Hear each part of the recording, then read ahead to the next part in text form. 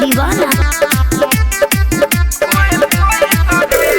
पहिला सुहाग वाली रतिया ये सखी, पहिला सुहाग वाली रतिया ये सखी, पलंग चोए चोए करे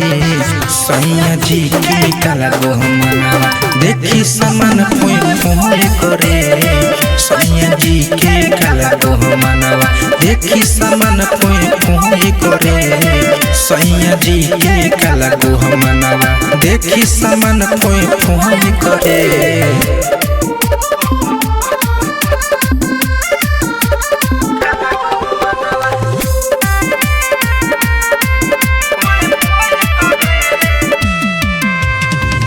फूल जस जवानी के हमारा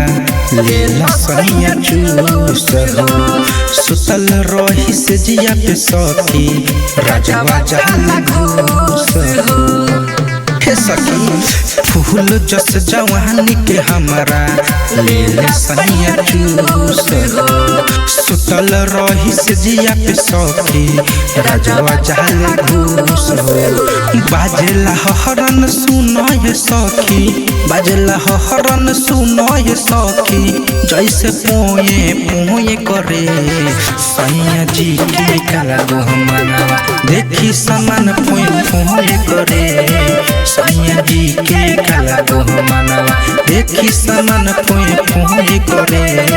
सैया जी के काला गहमना देखी समान पोए पोए करे।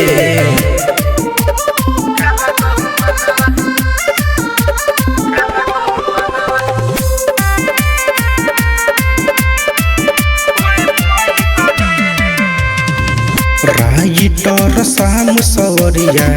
करना बरदास हो नहीं हर के किनल सारी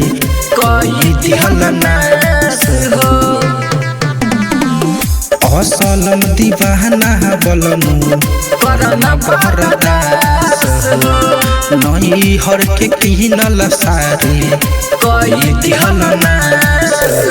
फुलमा के जहिसन फुलल बदनवा फुलमा के जहिसन फुलल बदनवा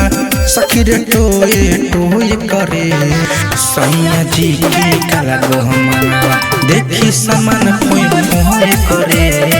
सैया जी के काला गहमना देखी समान फोए फोए करे सैया जी के काला गहमना देखी समान फोए फोए करे।